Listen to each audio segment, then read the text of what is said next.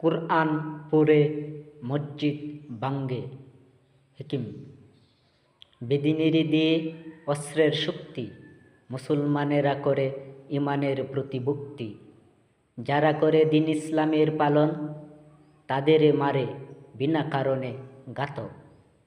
জালিমেরা অত্যাচারীরা আর কতকাল। কোরআন পড়ে মসজিদ ভাঙ্গে, খোদা বলে এইসব আমার, দেখাও না কোনো তবে তোমার।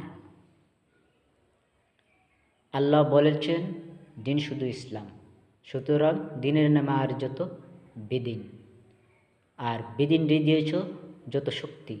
আর মুসলমানরা করে আল্লাহর প্রতি বিশ্বাস, ভক্তি, ইমানের শক্তি। যারা করে দিন ইসলামের পালন, তোমার দিন শুধু ইসলামের পালন, আর তাদেরই মারিতেছে অত্যাচারীরা, জালিমেরা ঘাতক হয়ে।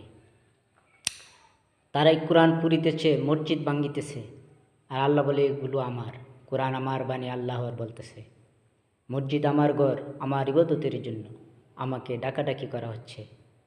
তাহলে তাদের তো কিছুই হচ্ছে না। আর মুসলমান কোরআন পড়ে মসজিদ বানায়, তাহার আল্লাহর প্রকৃত আল্লাহর ইবাদত বন্দিগি যারা করে তাদের মারিতেছে। কোথায় খুদা, কোথায় খুদা তুমি দেখো না? মুসলমানের পক্ষে তো কেউ দাঁড়ায় না এই পৃথিবীতে। তুমি কোন পরীক্ষায় পেলেছ তুমিই জানো।